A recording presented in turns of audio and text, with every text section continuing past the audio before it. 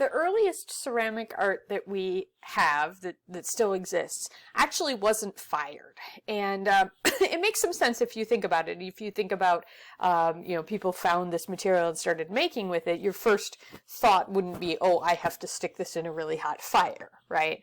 So there are examples of ceramics used for writing or for small objects or even for containers where it was clear that the artists, the makers, the artisans didn't plan to fire it. We think that the earliest firings of ceramics, so that would have been clay, right? We think that the earliest pieces that were turned into ceramics may have been accidentally, the discovery of firing and the change from clay to ceramic may have been accidental. It may have been that pieces like these, like the Phoenician or Neolithic, these figures, may have been put in, these are human figures, and we have a lot of these small human figures from the prehistoric times. We think that people may have put them into the fire where they then cracked. And this may have been a ceremony, this may have been a ritual of some sort. What we're talking about when we talk about the fire, we're really talking about, the cooking fire or the heating fire. So your small band of people, your tribe of people that you live with, probably is nomadic. They're moving around, and they build a small fire for cooking food, for keeping the lions away or whatever, the predators away. Now, from that, once people, let's go back here a sec. Once people discovered that putting this clay material into the heat, into the fire, would change it into ceramic.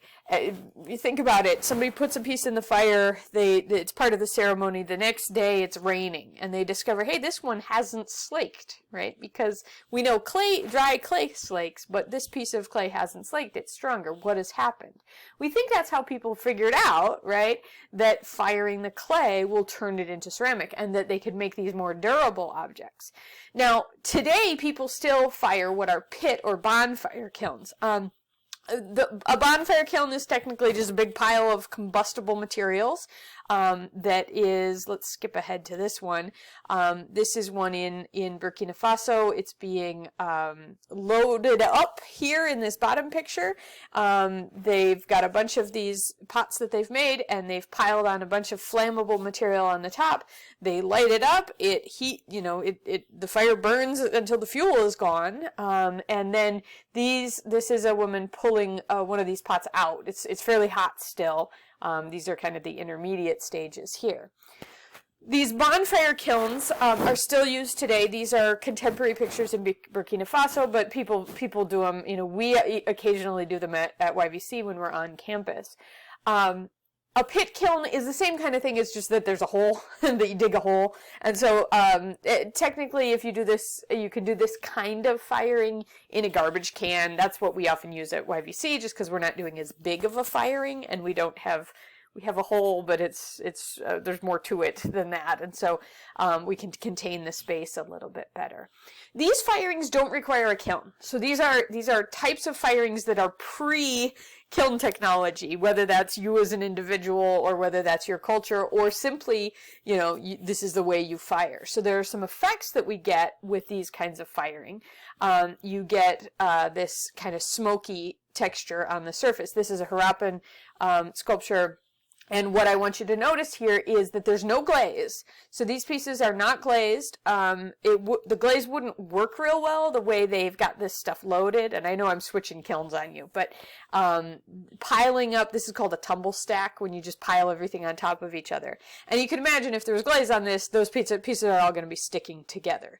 These works done in a pit firing are often done with a burnishing technique, and the surfaces are left unglazed. So this is a pit firing by Maria Martinez of the San Ildefonso Pueblo in northern Mexico, southern New Mexico area. And so this is her husband opening it up here. And the pieces are either these are some other Southwest Native American pottery that is done with slipped glazes, slipped decorations. But these ones, which is what he's pulling out of the kiln here, these pieces are actually not glazed. That shiny surface comes from the burnishing. And so the burnishing is a process where you rub the surface. You can actually see that the women in Burkina Faso have done that on their work as well. They've burnished and smoothed that surface. We're looking at the shine is from the clay itself that has been compressed so that it looks kind of shiny. And then they apply slip over the top, and where the slip has been applied and not burnished, it's a more matte texture. And so you can create these patterns, these really complex patterns, or just simple smooth, shiny kinds of decoration. The smoke, the ones that are black here, this one at the bottom, these ones here, they're black because there's been a lot of fuel, a lot of smoke, and not very much air. And so, in fact, in the Maria Martinez setup here, you can see these pieces of metal in the back.